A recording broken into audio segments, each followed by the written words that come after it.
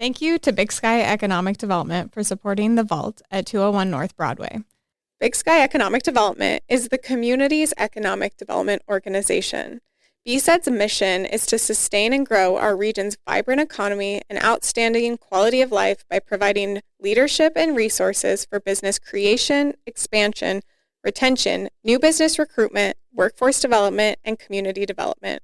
Learn more and connect with BSED at bigskyeconomicdevelopment.org. Nobody, certainly not the state, believed that a $100 bottle of whiskey was going to really gain that much traction. Near as we can tell in the history of Montana, the largest sales day across the whole state. We broke a record, apparently. The following is a Big Sky Economic Development production. It's Mars B. And Kavo. And this is The Vault at 201 North Broadway. A business podcast where we bring you entrepreneurs, small business owners, and community leaders of Montana. You don't want to miss this. Learn how to better start, manage, and grow your business. And your leadership style. Tangible takeaways to save you time and improve whatever it is that you're working on. You're listening to The Vault. Joining us today in The Vault, we are thrilled to welcome Britt West and Casey Mitchell with Lazy K Bar Whiskey. So welcome, guys. Thank you for joining us here Thank today. you, guys. Yeah, thanks for having us. We're really excited to kind of dive deep on a little bit more about your whiskey brand, but we always like to start our episodes with learning more about where your roots came from. Yeah, what's your story? Where'd you grow up? What was it like? We want all the details. No problem. I grew up in Texas, and I came to Montana for the first time after I graduated from business school in 2001. And I woke up just outside of Livingston, and I said, whatever I do for the rest of my life, this is going to be a part of it. And it took about 6 or 7 more years through that on kind of my career journey, which is another part I'll come back to. But by 2008, I was spending a good portion of my time here in Montana, always kind of in the Livingston area, predominantly in the Shields Valley. And so by 2008, I was spending, how it always starts. It was 1 month, then it became 2 months, then it became 6 months out of the year. And then my family and I, we moved here permanently in 2020. My whole career has been in beverage alcohol. I always say for better, for worse, it's all I know. So I'm sticking with it. And this was in many ways, we'll get into it, but it was a passion project that then developed into something much larger than even I originally kind of envisioned it.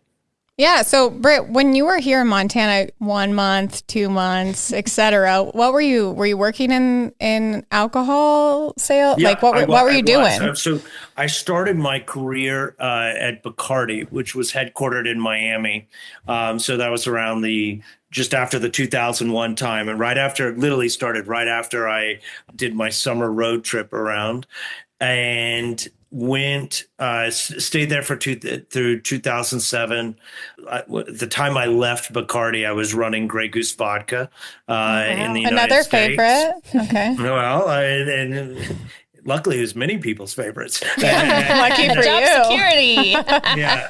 But in 2007, I left and I wanted to go and start my own company. And so I started a company that was basically doing a lot of brand development work. So developing new brands of alcohol for people in the industry. And I started that in 2008. And I did that through 2018. And so it allowed me that I could be kind of in a lot of different places, and I was just working for other clients. So if I was here for 6 months, nobody cared. Oh, awesome. It's like remote work I was before remote work. I was remote before it was trendy. That's awesome. When you say brand development on these different liquors, were you helping them like develop the actual product, or were you coming in after they've developed the product and then helping them create a brand around it? Yeah, it's a good question. And it varied. It varied greatly. In many instances, I would get a white sheet of paper and someone would say, "Here's my great idea," and you say, I get that all "Yeah." the time with my clients. It's like, okay, well, we got to work on that a little bit, on that idea a little bit. But truthfully, if you look in the history of alcohol, most of the brands that have emerged have been entrepreneurs. And you think about Tito, you think about Grey Goose was an entrepreneur too. And my role, what I was kind of trying to do is like, okay, but I can make it better. And a lot of people just didn't understand the alcohol industry, which can become quite complex. I mean, it's not one country of laws, it's 50 states, and you have to know 50 states worth of regulation. And so, for me, I just thought I could really help and add value to some of these. So in some instances, it was literally starting from a white sheet of paper. In other instances, it was, here's my liquid. Now I need a brand. And sometimes it was, here's my brand. Can you help me with the liquid? So it was a hodgepodge of a lot of different things, actually.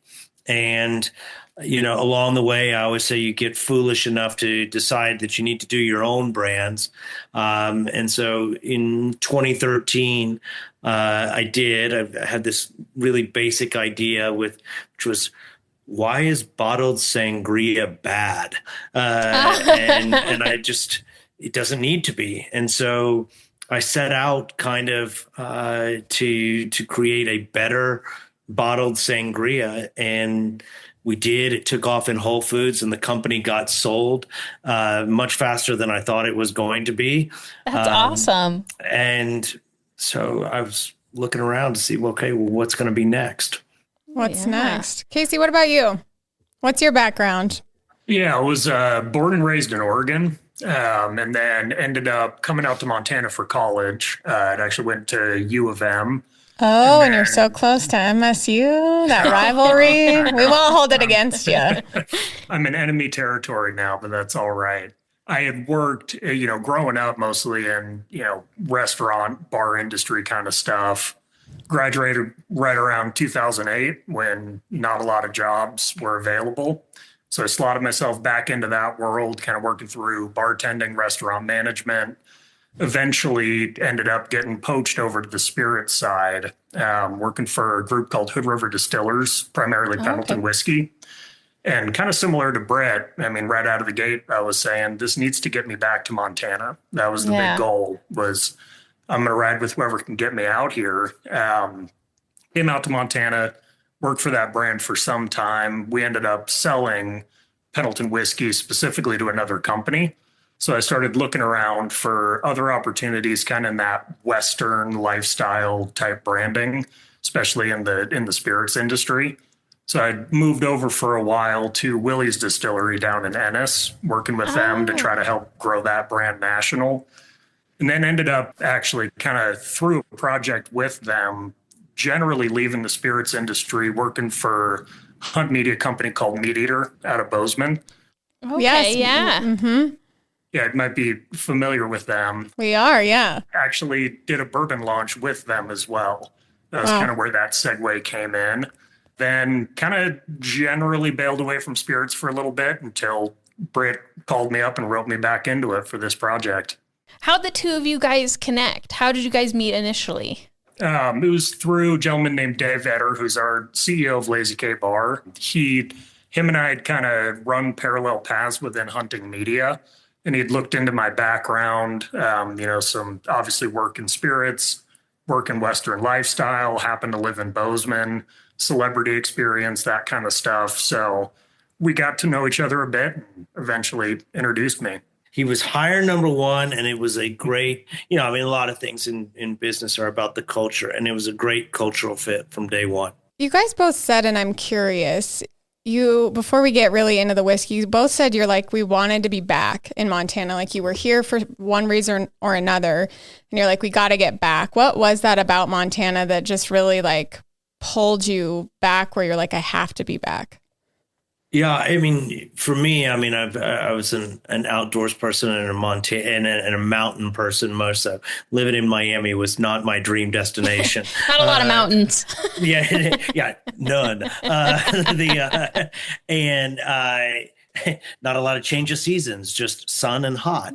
Yes. And so for me, it was certainly one part lifestyle, but I would also say, I mean, what I always loved here was the people, and I tell this, people ask me all the time, you know, well, what do you mean by the people? I say, you know, I can go out to dinner, and in this neighborhood here where I live in, everybody kind of dresses the same, and everybody treats people with such respect because you don't know whether you're having dinner next to your rancher down the street or Tom Brokaw. It could be any of them, but everybody's dressed the same. Everybody's in the same restaurant in Livingston because we've only got, you know, 3 or 4, now a few more. But You guys have some great places to eat. Yeah. yeah, it really was. I mean, I got quickly to be friends with all of my neighbors, and I just really enjoyed it. And you know, then as you get a little bit older and you then start to have family, I mean, it was really kind of, it's the values and the culture that I wanted my kids to grow up with too. Oh, I love that. Casey, what about for you? Well, Britt stole both of mine. I know, dang it. The things we love about Montana. We'll have him answer questions first too. So. Yeah, I mean, I could just kind of echoing what Britt said, that proximity to getting out into the outdoors, you know, and especially in a line of work that's part office, kind of part in the field. A lot of the time, they'll have folks working within spirits, especially outside of Montana. You know, they're living in a downtown area, often in apartments, kind of locked in, and I did not want that. So a lot of it was getting myself in an area where, if I, you know, knock off a couple hours early, I can run out, go for a hike, go fishing, you know, right season, go hunting. So that was very much part of that drive, was that lifestyle into things. And yeah, and to Britt's point on the people, there's a lack of angry around here that I really like. You know, everything changes a little bit and demographics shift, but for me, actually, you know, saying hi to a random person on the street and them not throwing something at me is kind of nice. Yeah, the Montana wave is what we joke about. I'm from the East Coast, and so I moved back because it was an angry place to live. And I was like, I like talking to people randomly on the streets. They don't like that. Well, I can't say that it's all Montana, but I like that where I live, when you pass another car, you know, there's the steering wheel and everybody, you know, Montana like, wave. One finger wave. you know, I love that. I do. And it's funny because I do it so often that when I'm in another place, I find myself doing it. And like people are going to think I'm, you know, a weirdo, like waving at them driving down the highway. What's this guy doing? So Dave is how you guys got connected. So tell us, let's get into that whiskey story. Yeah. So Dave, you said that Dave actually runs the ranch. So Dave Etter is There's 2 days. Yeah, we have a lot. Oh, okay. How confused. 2 days. Yeah, sorry about that. Dave Etter is our CEO because I actually have a day job too, which is that I'm the chief commercial officer at Gallo for all of our wines and spirits portfolio. So I have a day job of which Lazy K is actually distributed by the Gallo network, but we needed a CEO that could be hands-on every day, and which I've got a lot of other responsibilities too. And so it worked out well to have Dave Etter, someone I'd known for a decade or more. But the other Dave that you're talking about is David Leuschen, who is the owner of the Lazy K Bar Ranch over outside of Big Timber. And I had known David Leuschen probably for at least over a decade. And we kind of always joke that as the crow flies, we live really close. The problem is we have the crazy mountains between us. And so I'm in the Shields and he's over on the Big Timber side. But I had been looking for years for a whiskey project, and I kind of thought, a lot about how, you know, certainly Montana and the image of Montana that people had was a very idealistic image. And yet when I looked at whiskey, everything seemed to be kind of all that Kentucky image or East Coast image, and I thought that there was just an opportunity for something that really represented more of a Western spirit than kind of a Midwest or Eastern direction. And in talking this with David Leuschen, I had explained the concept, and he said, why don't you do it at the Lazy K, from the Lazy K bar? I mean, it's one of the oldest historic dude ranches, and Casey can blow me away on the history of it. But it really had a lot of the heritage and authenticity connected to the ranch that I thought would be really cool in a brand. You should give the background.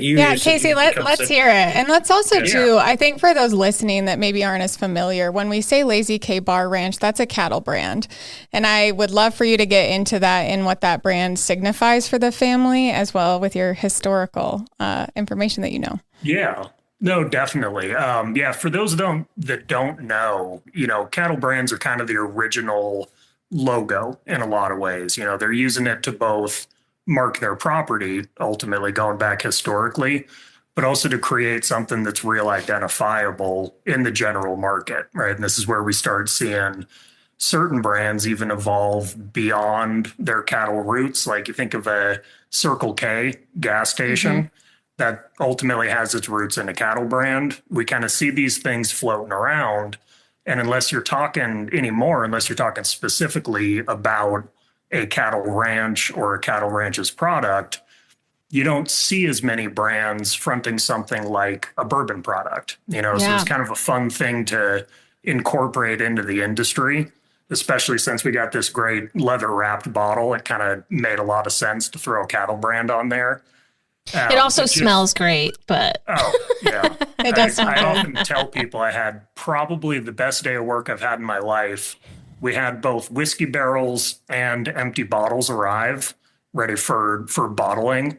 So you open up the back of that truck and it's bourbon, it's leather, it's about every great smell you can imagine. But kind of speaking to the history of the ranch, was originally founded by a gentleman named Paul Van Cleve, and he had first deeded it in 1887. And part of the reason that was really possible for him, he was formerly a telegraph operator on the East Coast. And what we had in the winter of 1886, 1887 was called the Great Die-Up. It was one of the worst winters in the history of America.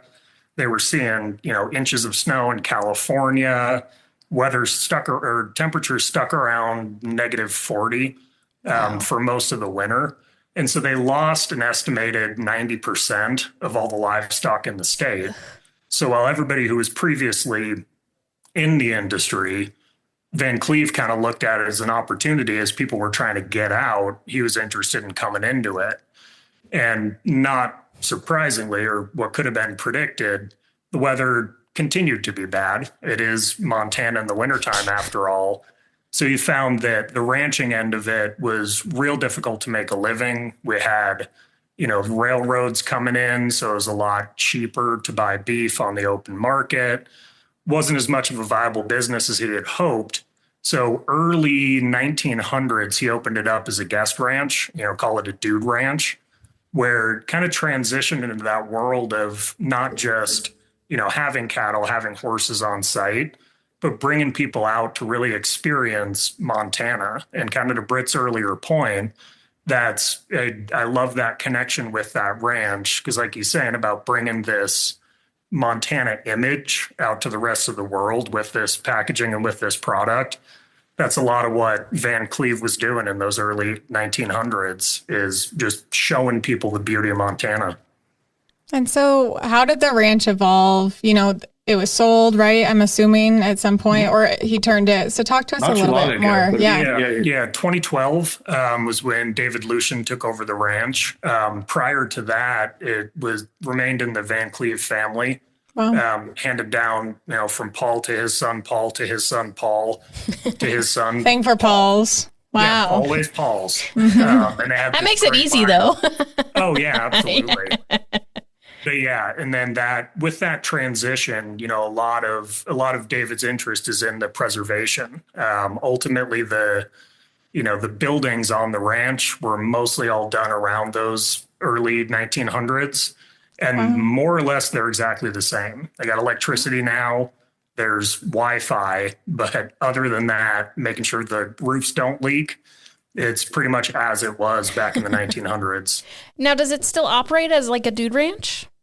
To a certain extent, kind of more on a private level, but does bring out guests from time to time to experience it. Oh, that's awesome. So, Britt, you saw that as you guys had, I think what I'm hearing is the importance of relationships. From what I'm hearing from all of you is, you guys know each other and then you get connected with somebody else. So when was the idea of the whiskey? Where did the evolution of this whiskey come from?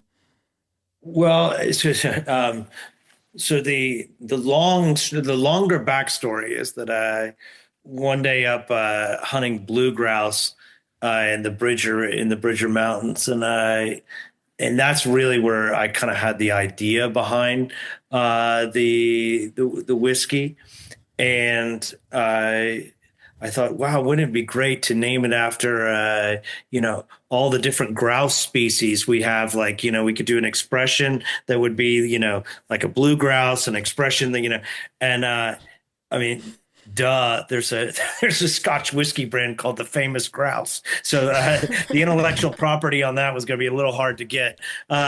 So anyway, I kind of just naturally started to think about, again, well, what is emblematic of the West? And I kind of noodled with this idea for many years, but it was really when a confluence of things came together. And one, it was David Leuschen. Two, it was that I was approached with ultimately the liquid that we wanted to put in the bottle. And someone said, look, I have a line on a lot of aged great whiskey, if you'd be interested in it. And then three was the Cole piece coming into the picture, which one could have never really expected. But again, it was, a connection of a connection, and suddenly you're all talking to each other and saying, this actually, the sum of the parts are much greater if we put all of this together. So we had great liquid going into the bottle. We had what we thought was a great story and great packaging, great branding name. We had Cole's involvement. And then, I think one of the biggest pieces of the whole thing was, well, how are we going to put this all together here in Montana? And that's where the folks over at Dry Hills in Bozeman, a distillery in Bozeman, came in, because they were willing to really work with us to take in our barrels, help us bottle it, help us get it truly, manufactured. I mean, as you can see, this is fairly heavy and complicated packaging. It is, but it's stunning. So, to fill each of these had to be hand filled, and so there's just a lot of work that went into it. And those guys at Dry Hills were willing to do the work with us. So it really was. Sometimes things just happen at the right time for the right reason, and I really put a lot of that into here. So what was that time frame that all of this started to happen? Because it's aged for 8 years. So assuming you're getting it from wherever you're getting it, that's, a longer time. So yeah, how did that all come together? The first idea I had for it was probably sometime around 2010 or 2011. So so I was a little slow to act on some of it, but the final real coming together, I had done the packaging work already, and the final coming together of it was really in 23 because, kind of post-COVID, everybody's, getting back into working on things. But yeah, late 22, 23 is when we really started to put all the pieces together. And, the idea was, let's get it out by the holidays of 23 and see how it does here in Montana. Because I kind of thought if we can't sell it in Montana, we're not going to sell it anywhere. So what we got, the week after Thanksgiving, basically, Yeah. Mm-hmm. That's a good story. So I'll let Casey tell you the rest because, nobody, certainly not the state, believed that, okay, $100 bottle of whiskey was going to really gain that much traction very fast. But we had kind of a wild ride there for a few months. Yeah. I wish they would have called me months earlier. So it kind of came in like right when we're ready, set, here we go. Working with... We couldn't find you. We were looking for the right person.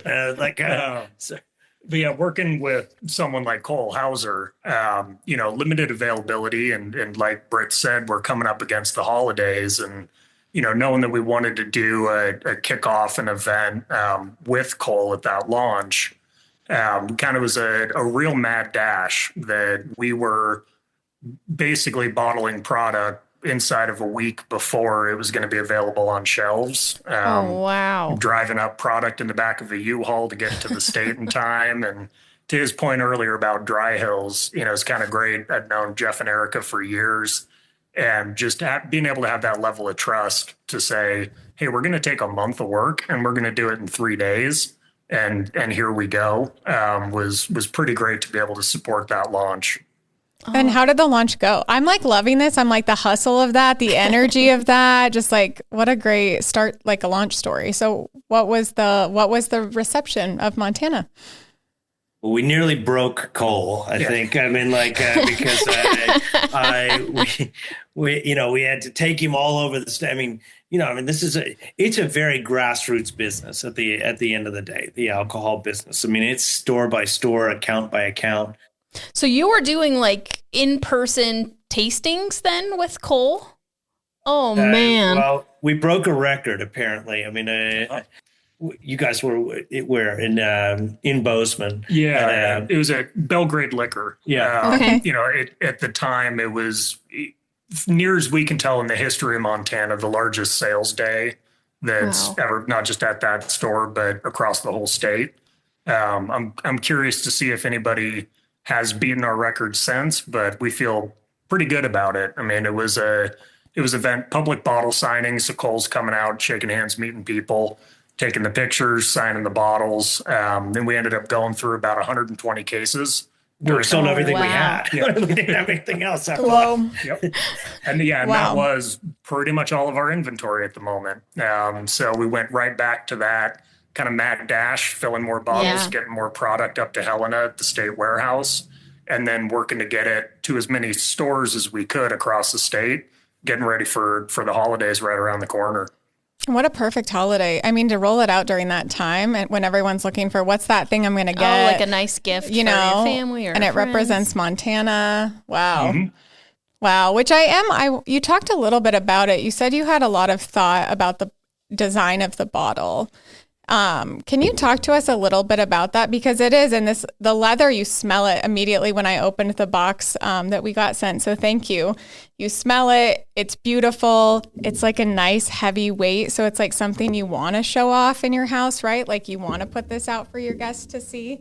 Give me a second. And Just the fact that we're in my office. Hold on 1 second. And the topper is also collectible. Like that is a huge thing that I've noticed over the last few years is these like toppers that people have started to collect. So I'll tell you. So my son's godmother years ago, she was probably 15 years ago. Let's see. Yeah, probably 15 years ago. My son's godmother gave me this. She lives in London, and it's an old Dunhill flask, and you'll recognize. She gave me this, and I said, that is just awesome. And one of these days, I'm going to do a product that is based off of this. And what I thought was amazing about it was it is very hard, and you've got a bottle in front of you there, but it is very hard to get leather flush with glass, and not have it break into and not, be like an overlay, but to actually get the thickness of the leather to the right, where you can rub your hand down it, and it feels smooth. Then, to brand this, which we actually do brand it and not burn straight through the leather, was also a bit of a challenge. But all the pieces of it were originally based off of this gift that was given to me. And I remember the first time I showed Cole the packaging, I mean, his exact words were, "That's badass," and in his Cole voice, and so, and it really has been. I mean, maybe you don't know Cole, maybe you don't know Montana, maybe you've never been there, but I think as we've put it out there, I think one of the things that we're just really proud about is the packaging catches the eye. But that's not enough. When people actually try what's in the bottle, then they say, great, the liquid along with the bottle is what really is the great connection together. I just want to say, I love the all around thoughtfulness that you guys have put into not only the brand, but the packaging.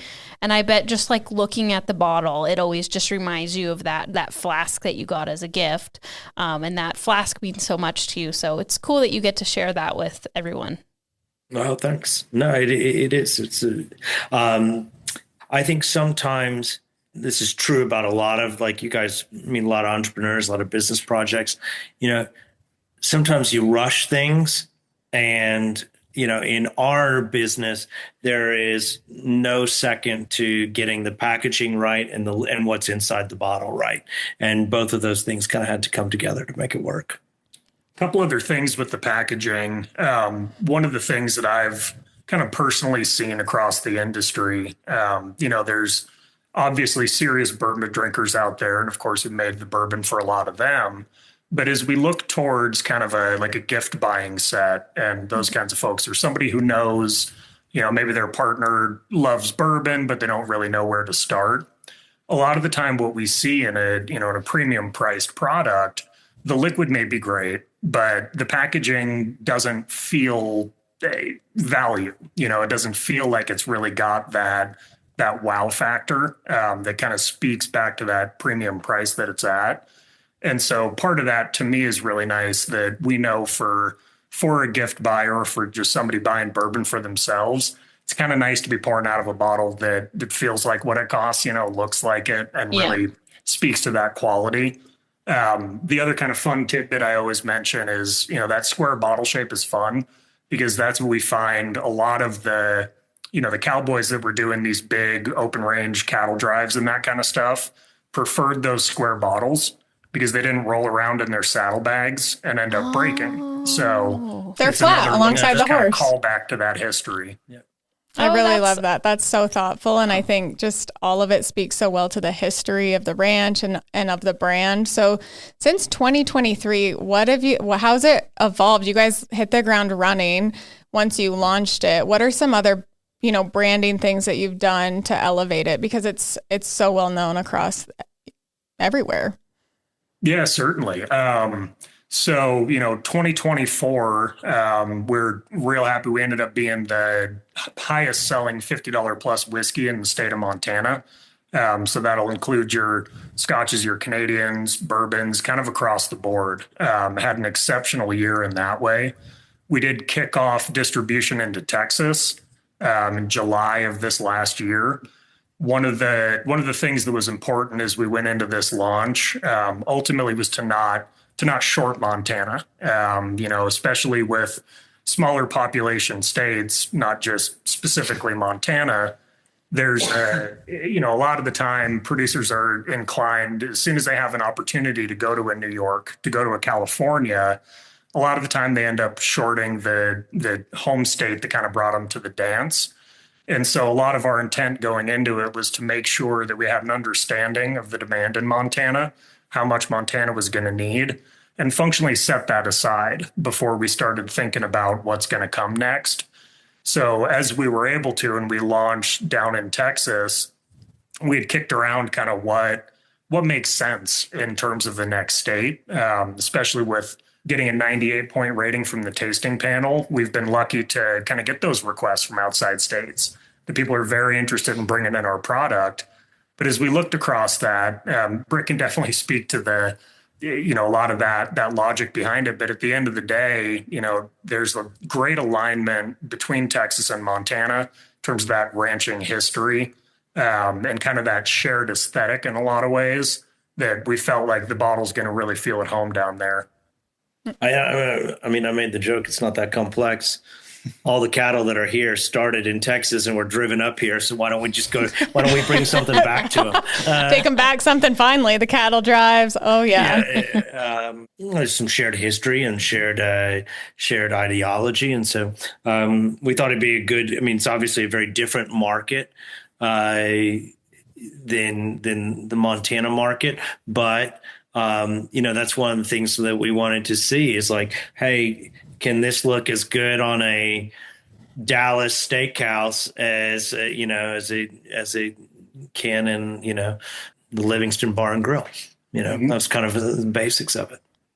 And your Texas tie, did that have any pull back? You're like, better get back home. I wish I could say it did, but it's not really. I mean, we really kind of approached it just much more of that we thought it was a right fit. But I will say this, it certainly hasn't hurt because I've got a good number of ambassadors there of between family and friends and such that at least all went out and got one bottle to put on their bar. And actually, Cole's down there a fair amount. He's in the area a good bit, and so that didn't hurt as well. Mm-hmm. Well, that was going to be my next question: is the partnership with Cole? Do you think that opened a lot more doors for you than if you would have not had his partnership and had to do all of that on your own? It's interesting. The quick answer is yes, but then there's a long answer. I think that what Cole appreciated was, and to speak for him, is that everybody was bringing something to the table, so that the whole concept didn't have to rest and end and start with him. He wanted it to be about, hey, this is great bourbon. This is great, great packaging, an authentic story. He didn't want it to be just about him. And I think he had turned down a lot of offers and that, were just, going to be the Cole show. He wants to be a piece of it. And, what I was really intrigued about with Cole was, and I didn't know this. Obviously I knew the show and I had watched it and been a fan, but what I didn't know was his true authentic roots to Montana. I had no idea about it till the first time we met. And when he started talking about, my great grandfather, I said, well, I'm sorry, who? And he's like, Hauser Dam. And I was like, well, yes, I suppose we do.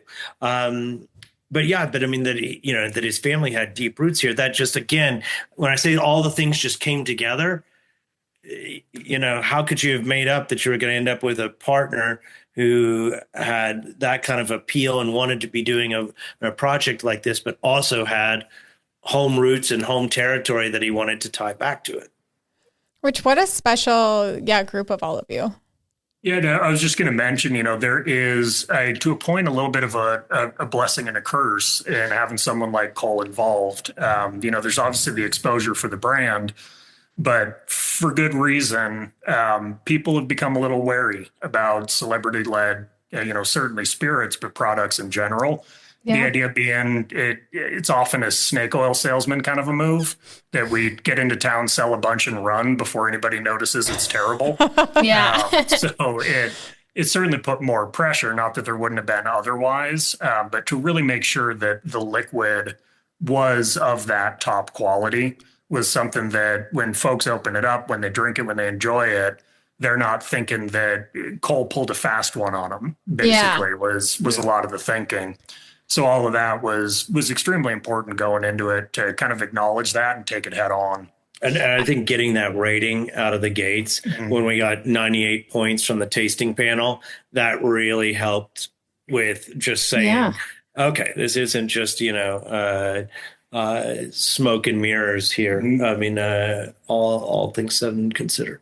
And Cole's great-great-grandfather's history in Montana is kind of a fun one because he's something of a quiet hero in the state. There's not a lot of plaques and billboards, granted beyond Hauser Lake and Hauser Dam, but as you bump around, say, Helena, there's Hauser Street, there's the Hauser Mansion, and a lot of that just kind of started, clicking into it. For me personally, I want to kind of dig into his history, and there's a lot, he was the first governor of Montana second territorial governor, but he was the first one who was actually a resident of the state of Montana.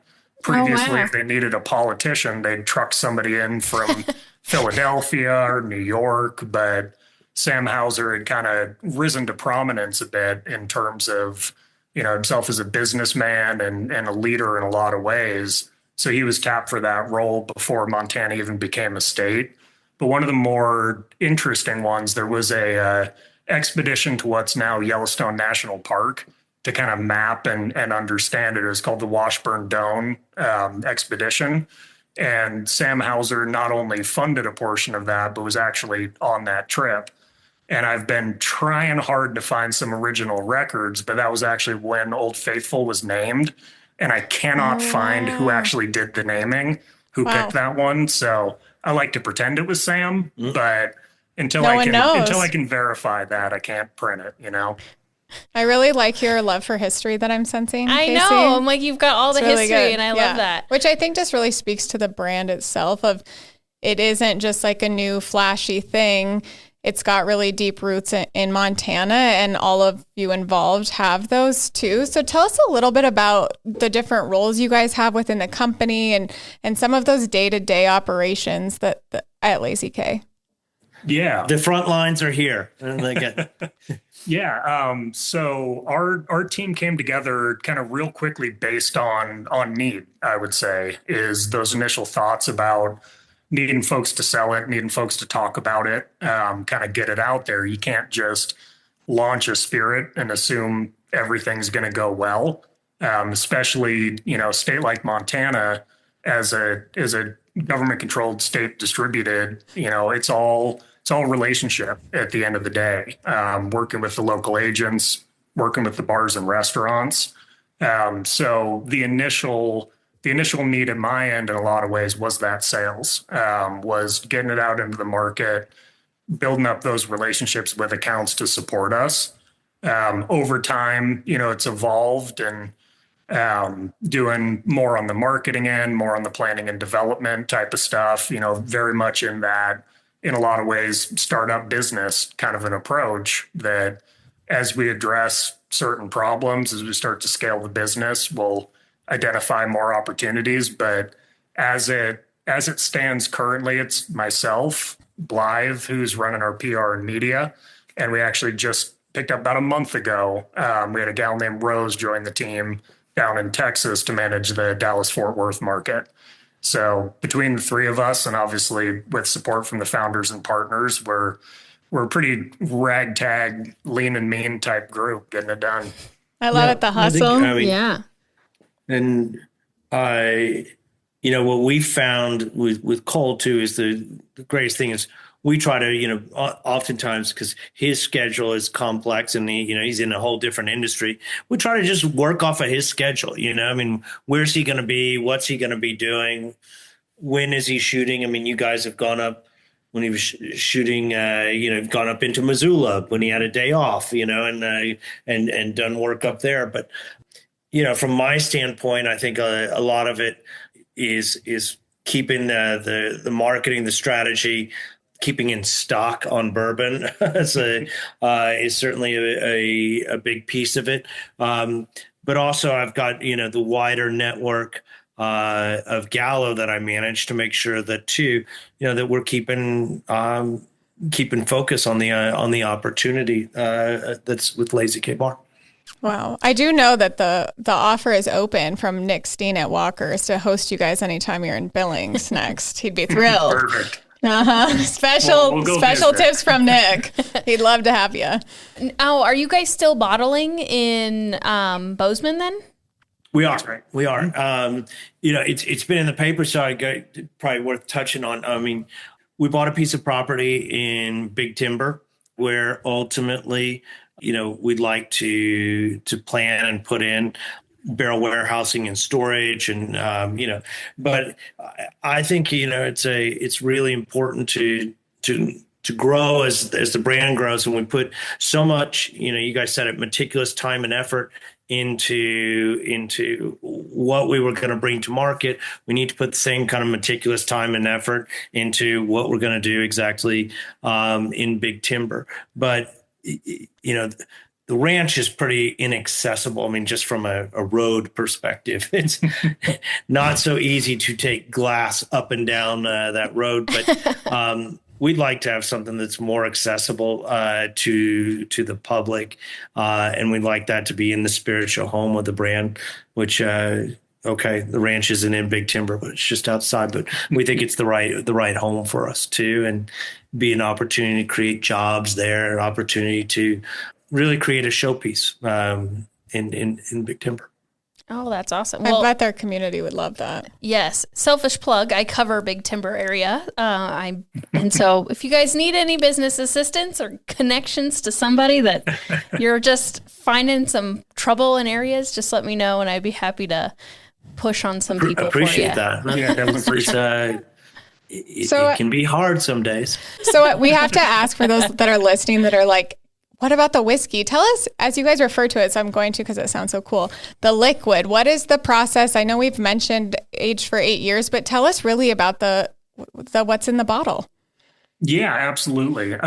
Involves a little bit of quick whiskey 101, but one of the things to kind of keep in mind is that whiskey starts as beer in a way, not very good beer, but it's a fermentation of grain process that we're starting with.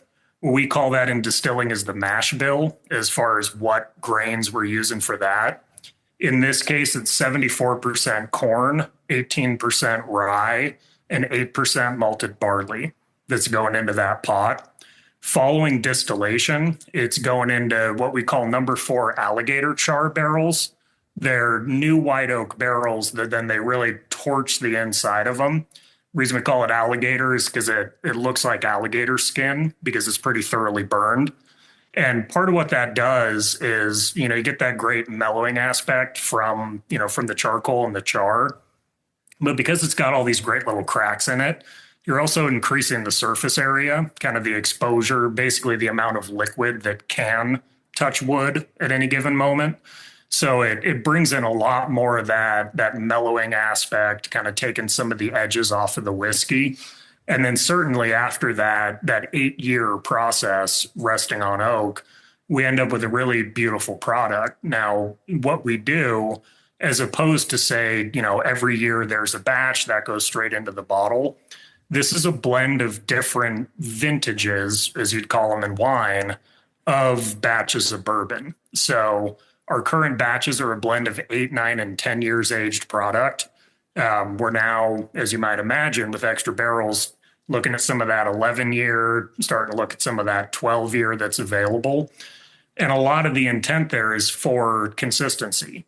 We're dealing with real grains going into this. Some years the corn's going to be a little sweeter. Sometimes, the rye might be a little bit spicier. And it allows us to have a level of that consistency control by bringing in more than just whatever season 8 years ago produced that final flavor profile. We release it at 92 proof. And I'd say, just as someone who drinks a decent amount of whiskey, one of the things that I find to be fairly unique with this product is that 92 proof, which is, standard might be an 80 proof, little higher alcohol than a lot of regular offerings. But to me, it's the malted barley, but ultimately it really softens at the tail end.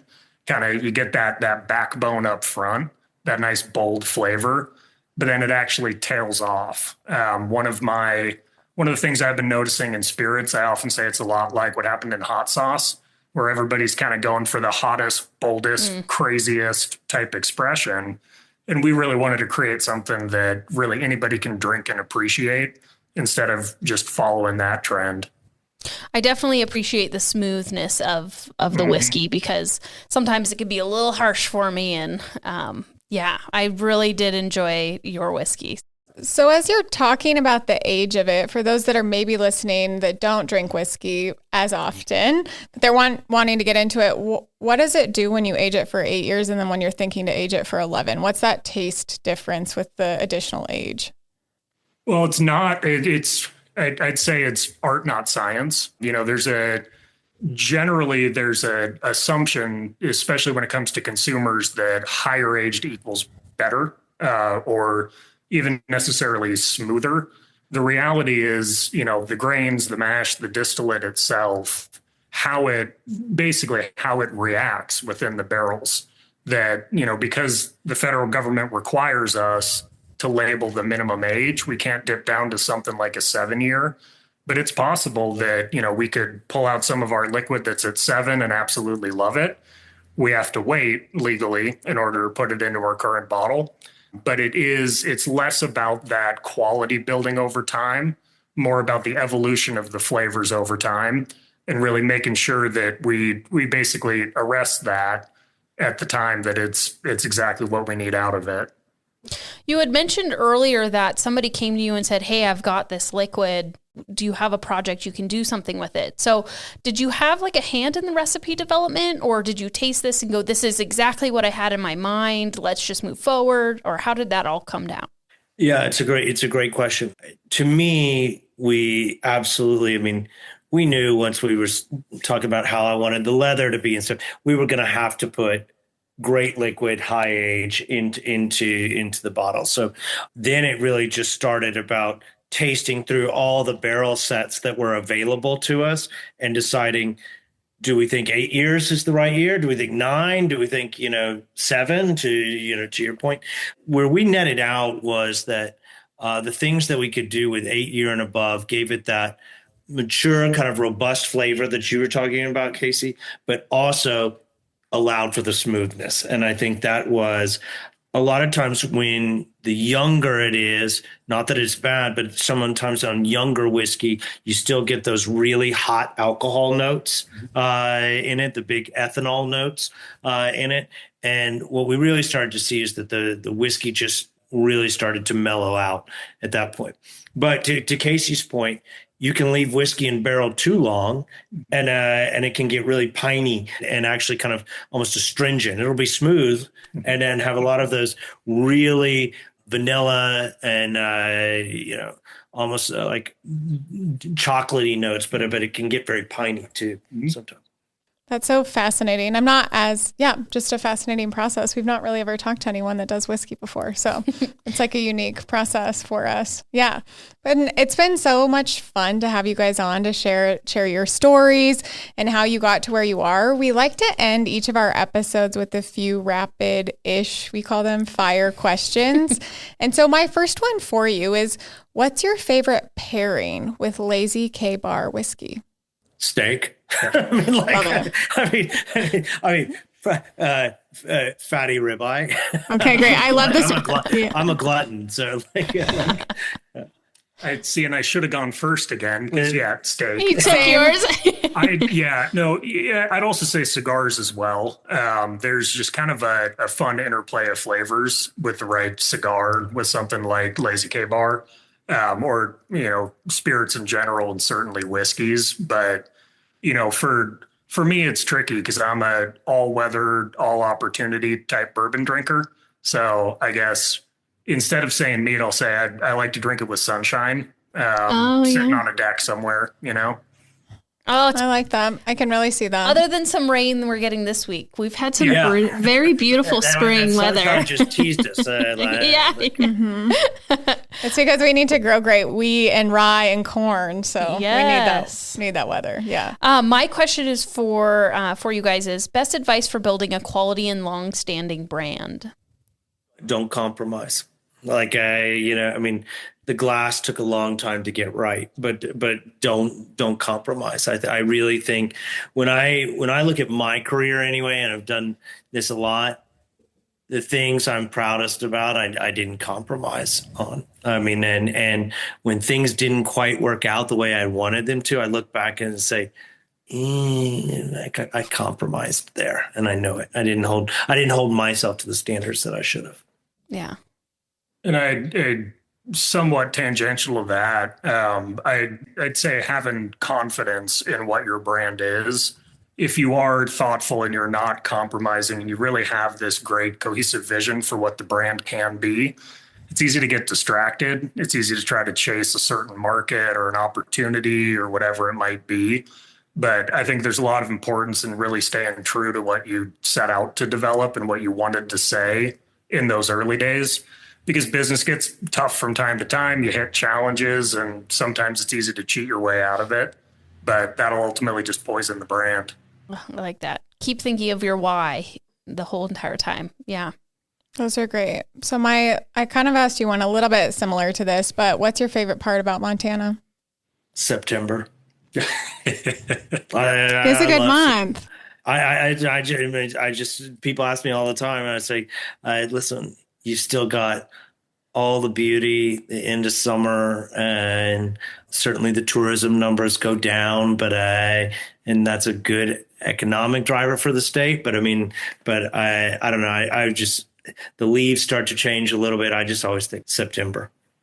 Yeah, and I'd say in a lot of ways, access to public land, mostly for hunting for someone like myself. But, coming from a state where the woods get pretty clogged, it's kind of nice that all I got to do is put in a little effort and I'm all alone on a mountain, which isn't an opportunity in a lot of places. By the way, it coincides that September is start of bird season. So I know. I was like, do we have a favorite thing that we hunt? Do you have something that you're like, this is my favorite? Or are you just like a general, I love all things hunting? Or are you like, I love elk season? Or yeah, deer and elk for me personally. Okay. I'm an ROI kind of person. Picking a bird feather checks out. I always, when I first came here, it was the bird hunting actually that I got really into, because I was like, why do these yahoos go over to South Dakota where you can shoot 3 pheasant when we've got Hungarian partridge, blue grouse, sharp-tailed grouse, sage hens? I was like, pheasant, you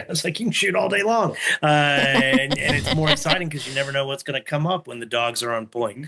But I'm a big bird guy and dog guy, so in the fall I get out and hit the road from Lewistown and Winifred and all over the state.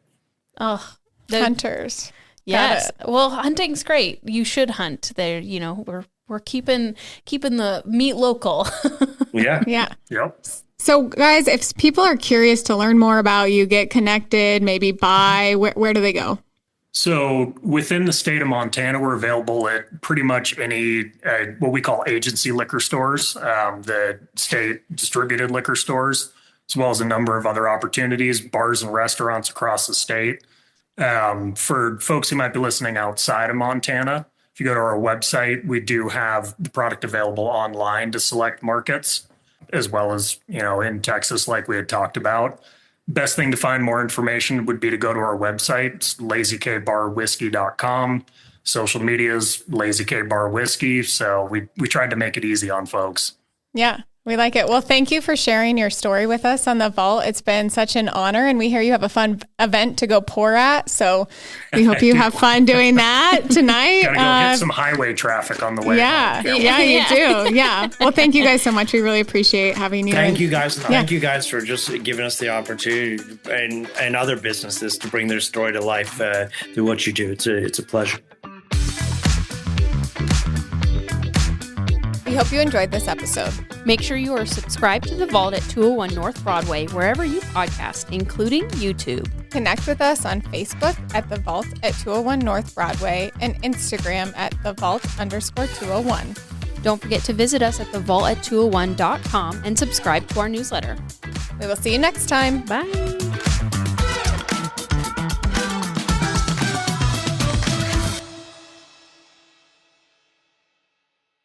Big thanks to the Small Business Development Center for sponsoring The Vault at 201 North Broadway. The SBDC is an incredible resource for small business owners, offering free one-on-one counseling, business plan support, market research, financial projections, and much more.